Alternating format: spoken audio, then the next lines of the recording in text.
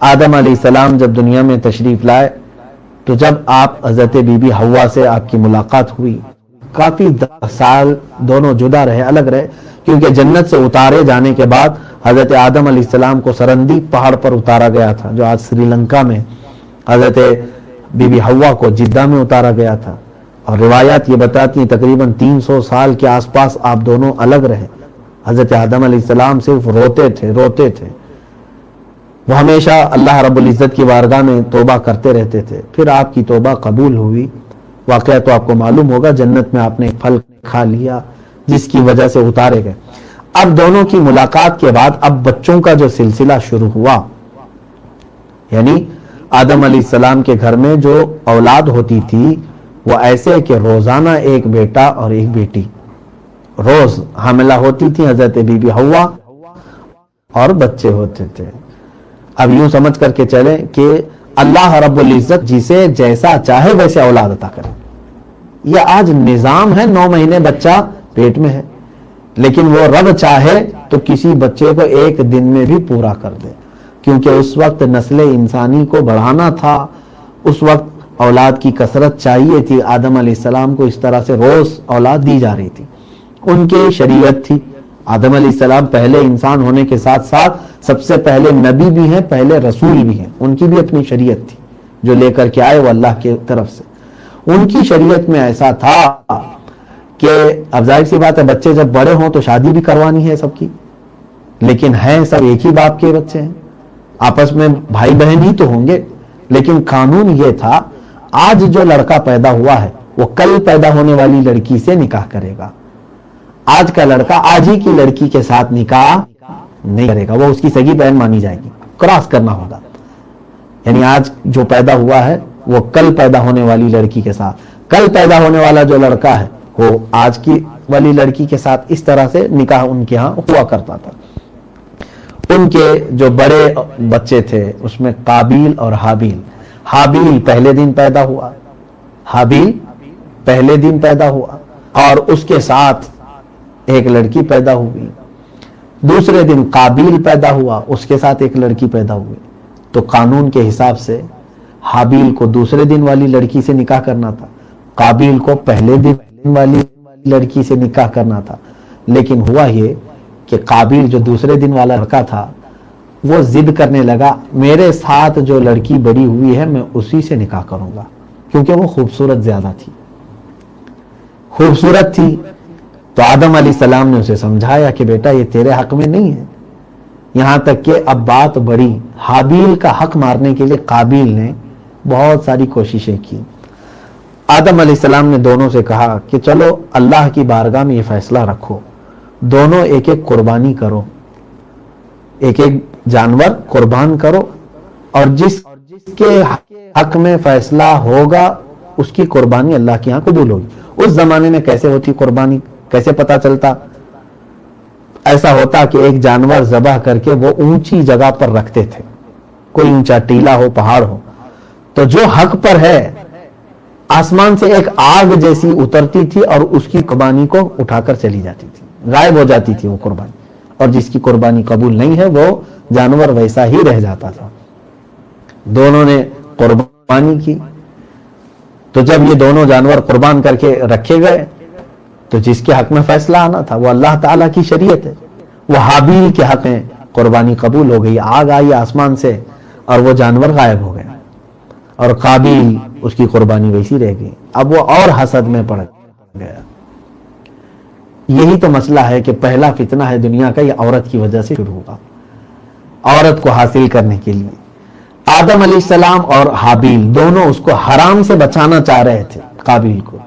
اب ہوا یہ کہ شیطان بھی چیلنج کر کے آیا تھا اللہ کی بارگاہ سے کہ میں بنی آدم کو گمراہ کر کے رہوں گا۔ تو اس نے ایک دن جبکہ حضرت آدم علیہ السلام خانہ کعبہ کے لیے روانہ ہوئے تو شیطان ابلیس لعین قابیل کے پاس آیا اور اسے سمجھایا کہ تیرا حق تیرا بڑا بھائی مار رہا ہے، خوبصورت لڑکی تیرے حق میں آنا چاہیے، تیرے ساتھ والی ہے، تو اس سے نکاح کر لے، تو اس سے شادی کر لے۔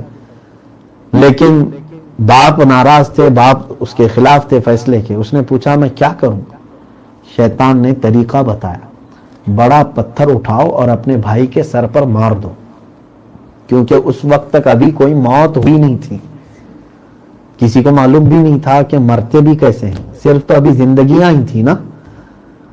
تو اس نے اتنا بتایا ابلیس لعین نے، تو حابیل ایک جگہ بیٹھا ہوا تھا بڑا بھائی، یہ قابیل ایک بہت بڑا پتھر اٹھا کر پیچھے سے حابیل کے سر پر مار دیا، تو اسی جگہ حابیل کا انتقال ہوا۔ یہ دنیا کا پہلا مرڈر ہے، پہلا قتل ہے، اور یہ بھی سمجھ کے چلیں کہ پہلی موت یعنی نیچرل اس طرح سے نہیں آئی ہے، بلکہ جرم کے ساتھ آئی دنیا میں، پہلی موت قتل کے ساتھ ہوئی۔ اب اس کو یہ تک نہیں معلوم تھا قابیل کو، یہ میت کا کریں کیا، یہ لاش کو کیا کریں۔ وہی تذکرہ آج ہم نے قرآن میں پڑھا ہے۔ اللہ تعالیٰ نے فرمایا فَبَعَثَ اللَّهُ غُرَابًا يَبْحَثُ فِي الْأَرْضِ لِيُرِيَهُ كَيْفَ يُوَارِي سَوْءَةَ أَخِيهِ۔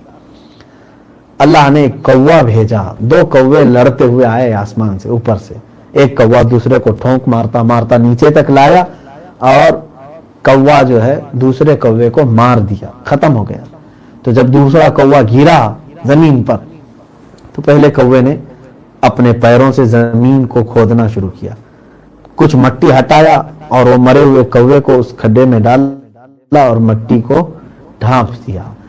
اور اس کوے نے قابیل کو یہ دکھایا کہ میت کے ساتھ کیا کیا جاتا ہے، اللہ کی طرف سے تھا۔ تو رب تعالیٰ فرماتا ہے اس کے بعد قابیل نے کہا یا ویلتا اعجزت ان اکون مثل هذا الغراب، اے کاش میں کتنا عاجز ہوں، اس کوے کی طرح بھی میں نہیں کر سکا اپنے بھائی کو۔ فأواری سوءة اخی، کہ میں اپنے بھائی کی لاش کو چھپا دیتا۔ اس کے بعد وہ شرمندہ تو ہوا بہت، میں نے کون سا بڑا پاپ کر دیا، گناہ کر دیا۔ بہرحال اس نے گڑھا کھودا اور اس کے بعد اپنے بھائی کو اس میں دفن کیا۔ یہ تذکرہ بھی قرآن پاک میں آیا ہے، پہلی موت، پہلا دفن، پہلا قتل، یہ تمام تذکرے، اس میں بڑی عبرت ہے میرے عزیزوں۔ اب یہاں سے یہ پتہ چلتا ہے کہ دنیا میں نیچرل طریقہ اگر میت کے ساتھ کچھ کیا جانا ہے تو وہ دفن کرنا ہی ہے، کیونکہ سب سے پہلے میت کے ساتھ کیا ہوا ہے، دفن ہی ہے۔ نہ ہی اس میت کے ساتھ کچھ بے حرمتی نہیں ہونی چاہیے، چیل کووں کو کھلاؤ یا جلا کے ختم کر دو یا پانی میں بہاؤ، نہیں۔ صحیح طریقہ یہ ہے کہ ہم مٹی سے پیدا ہوئے ہیں اور مٹی میں واپس انہیں بھیج دیا جائے۔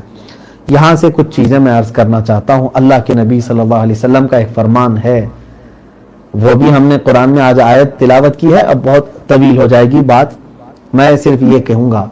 قرآن میں ابھی ہم نے پڑھا من قتل نفسا بغیر نفس او فساد فی الارض فکأنما قتل الناس جميعا، جس نے جان بوجھ کر کے بغیر کسی حق کے کسی کو قتل کیا، ایک بندے کو قتل کیا، گویا کہ اس نے پوری انسانیت کو قتل کیا، اور جس نے کسی ایک کی جان کو بچایا، گویا کہ اس نے پوری دنیا والوں کی جان کو بچایا۔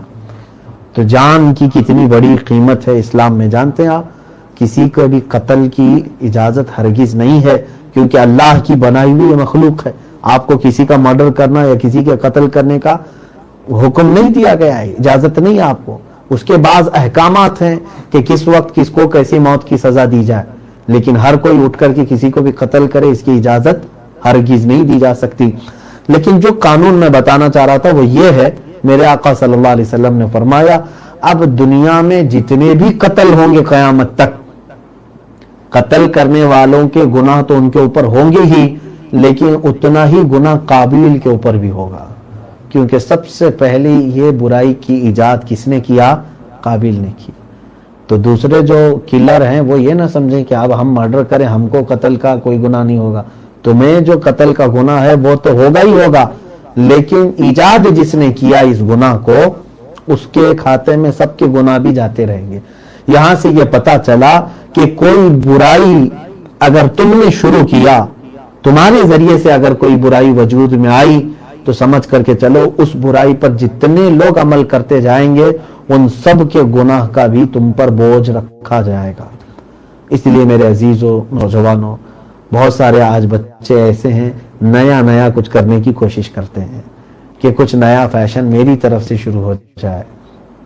تم نے بے ستری پن، بے حیائی کو عروج دینے کے لیے نئے نئے طریقے شروع کیے. یاد رکھو تمہارے پیچھے جتنے بھی بچے اس کو فالو کریں گے ان سب کا گناہ بھی تمہارے اوپر آئے گا. تم جو ہے عورتوں کی مشابہت کرنے کے لیے بالیاں پہن لیے, چوڑیاں پہن لیے, نتنی لگا لیا, تم فیشن سمجھ کر کے کرنے لگے. بعد میں تمہارا دیکھا دیکھی جتنے بچے کرتے گئے یا نسلیں آگے بڑھتی گئیں ان سب کو تم نے حرام کاموں میں ملوث کیا, ان سب کا گناہ بھی تمہارے اوپر آئے گا, لیکن کرنے والے کا گناہ بھی اس کو ملے گا. اسی طرح اس تصویر کا دوسرا رخ یہ ہے کہ جس نے کوئی اچھا طریقہ ایجاد کیا وہ اچھا طریقہ ایجاد کرنے کا ثواب تو اسے ملے گا ہی, لیکن اس طریقے پر قیامت تک آنے والے جتنے بھی عمل کرتے رہیں گے ان سب کی نیکیوں کا بھی اس کو اجر دیا جائے گا. تو کوشش تو یہ ہونی چاہیے کہ ہماری طرف سے کوئی اچھا کام شروع ہو جائے.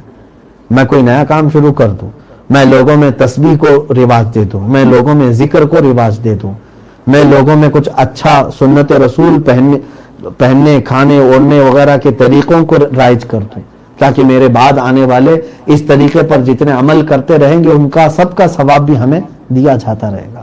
کوشش یہ ہونی چاہیے